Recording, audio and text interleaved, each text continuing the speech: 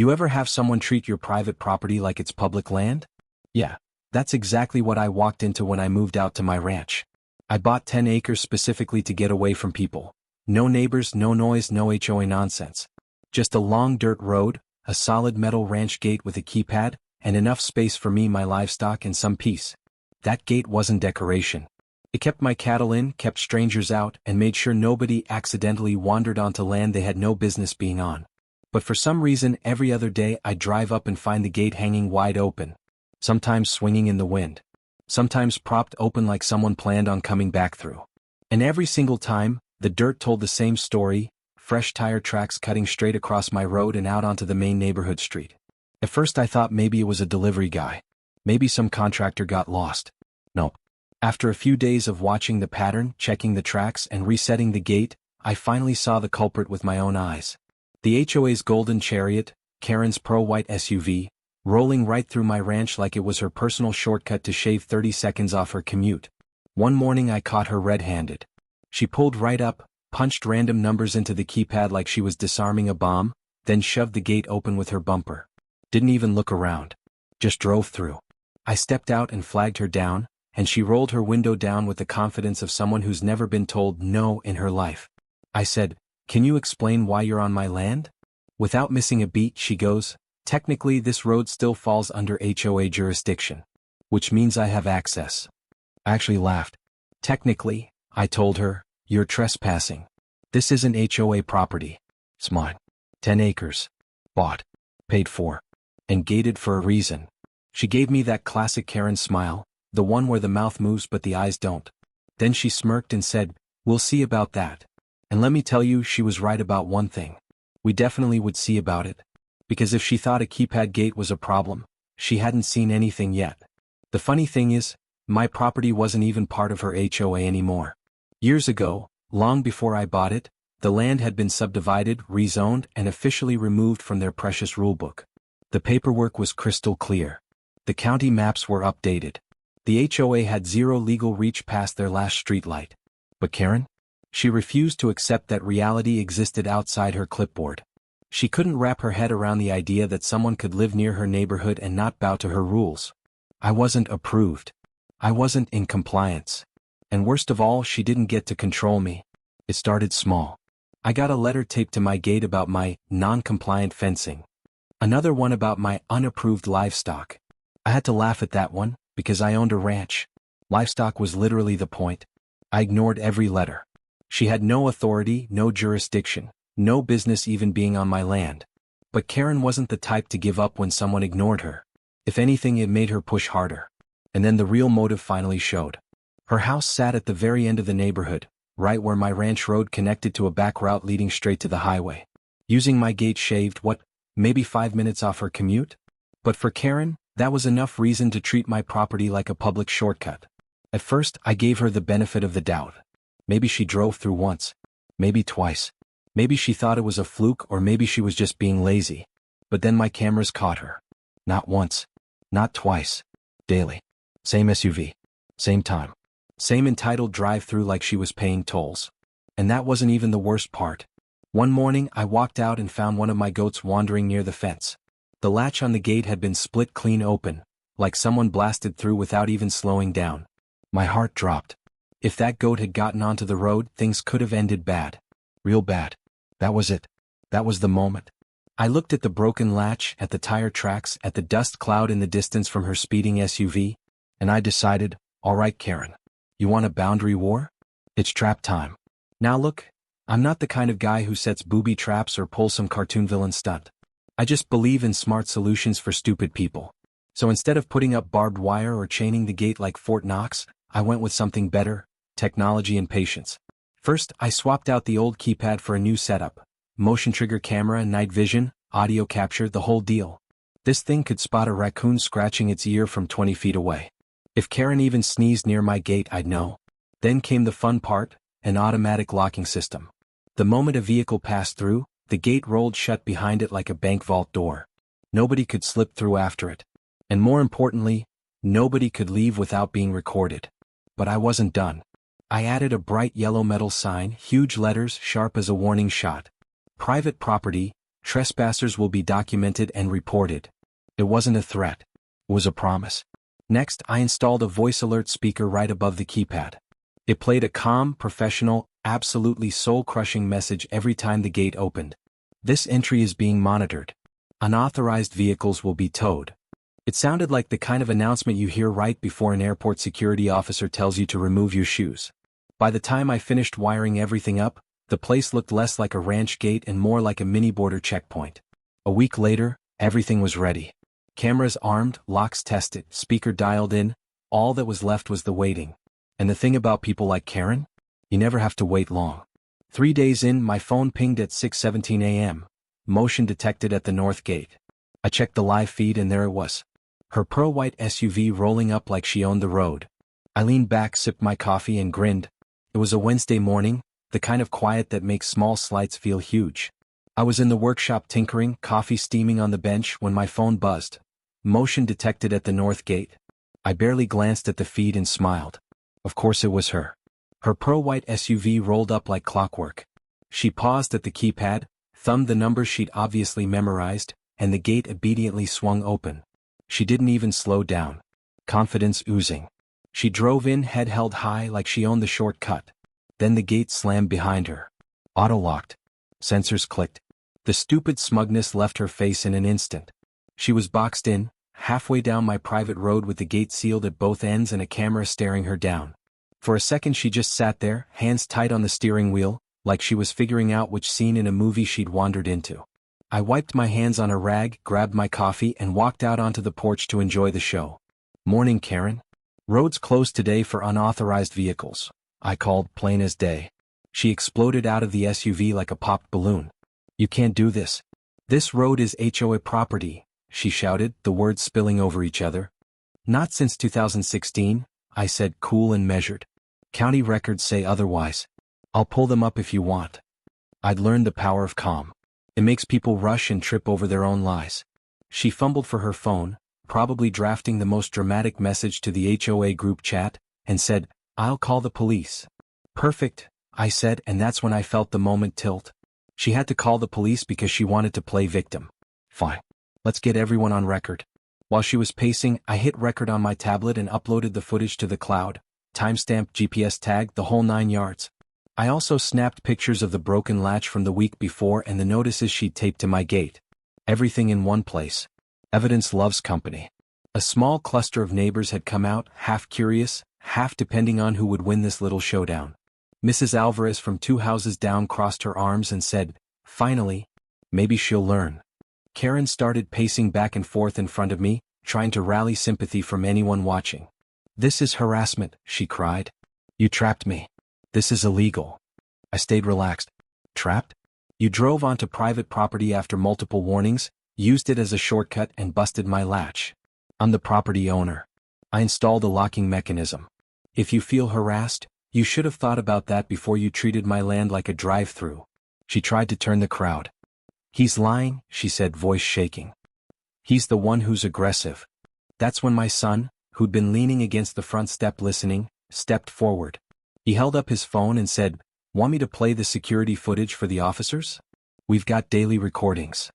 By then Karen had dialed 911 and the dispatcher's voice was faint over the phone. Please stay on the line, ma'am. Where are you located? She blurted out our address, clearly expecting immediate backup. 2 patrol cars rolled up 15 minutes later. Enough time for Karen's confidence to sputter into sweaty defensiveness. The officers walked the scene, polite and methodical. I handed over the deed, the county maps, and the cloud link with every timestamp anyone could want. Karen wriggled and sputtered, but the proof stacked like a brick wall. When the older officer looked at the map, then at Karen, then at me, you could see the comprehension settle in. He cleared his throat and said, ma'am, according to county records, this property was removed from HOA jurisdiction in 2016. If you believe you've been wronged, you can pursue civil action. But pursuing access without permission isn't the way. Karen's mouth opened, closed, opened again. That smirk she'd used for months was gone. The neighbors were watching. Her power play had dissolved into paperwork and police intervention. As the officers wrote their report, I remembered something important. The point wasn't to humiliate her. It was to stop the pattern. The gate, the locks, the recordings, they were all about making sure my land stayed mine. By the time the patrol cars left, Karen was pale, muttering about overreaction, while the neighborhood murmured something closer to admiration. I walked back to the porch, sipped the now cold coffee and thought about repairs to the latch. We'd boxed her in all right, not with steel or malice but with facts, patience and a camera that never blinked. About 20 minutes later, I heard gravel crunching at the end of the driveway. A county deputy truck rolled up, and I immediately relaxed when I saw who stepped out. Deputy Collins. Good guy.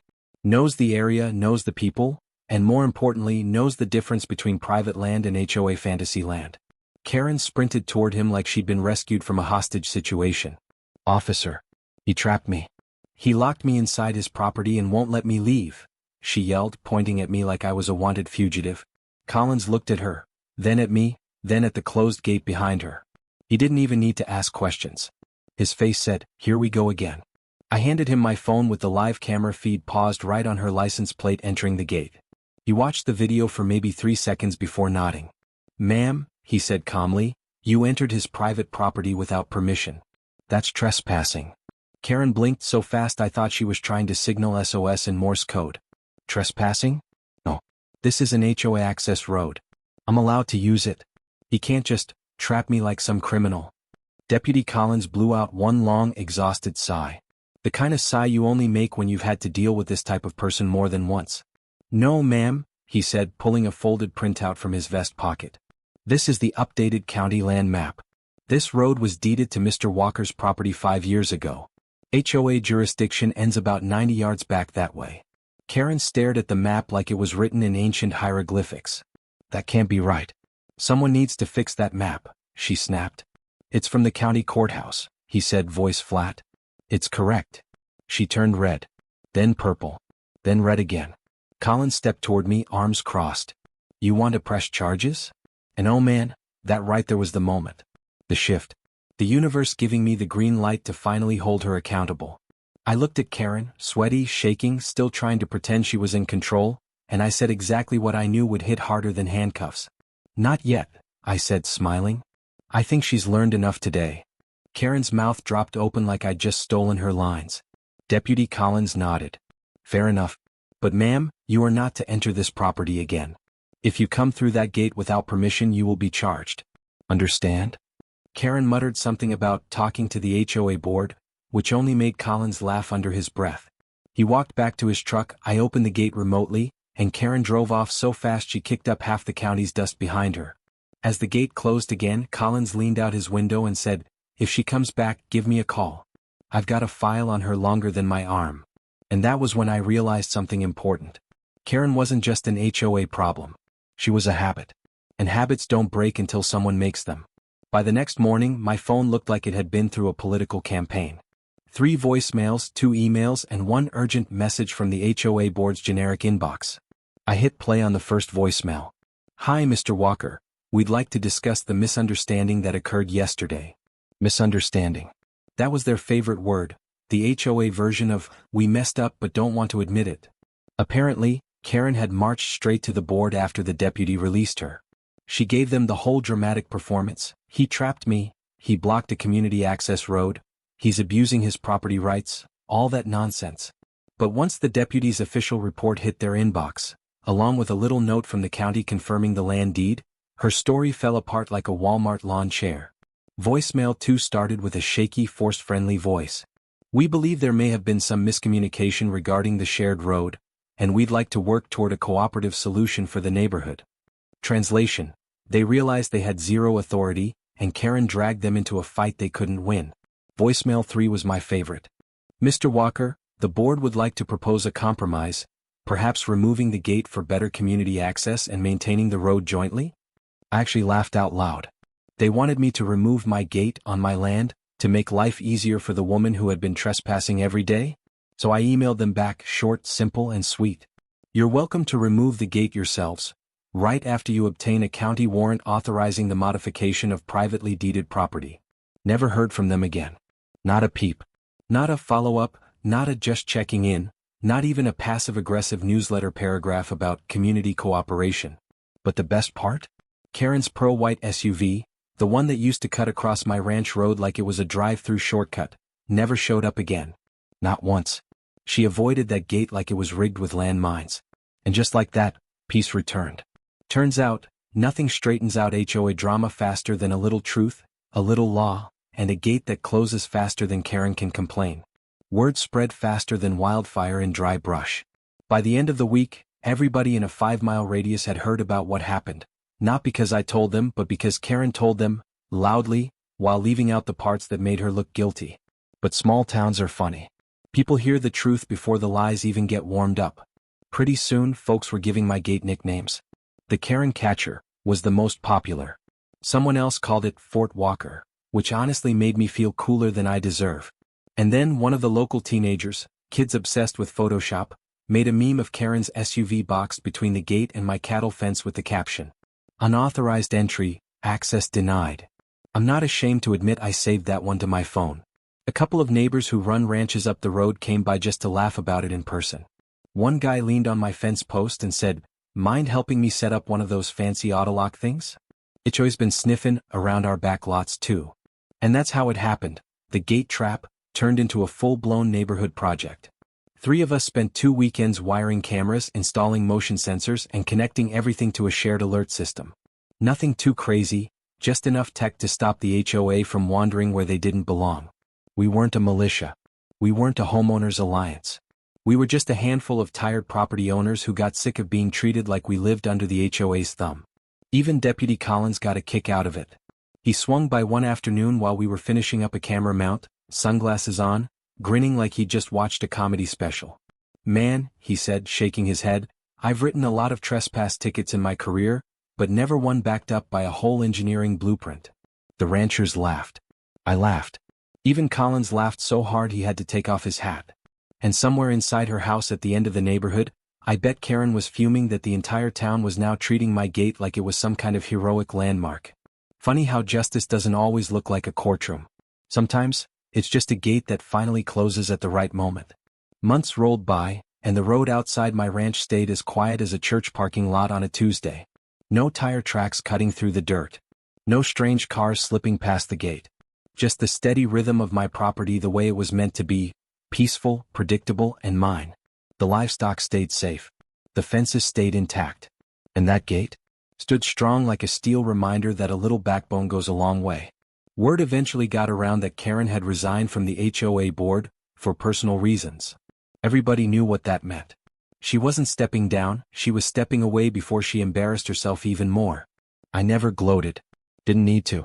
The cameras, the deputy's report, the land deed, they all spoke louder than any victory speech ever could. Now, every time that gate opens, my phone buzzes with a notification. Not because I'm paranoid, but because I like the reminder. A reminder that boundaries matter, literally and figuratively.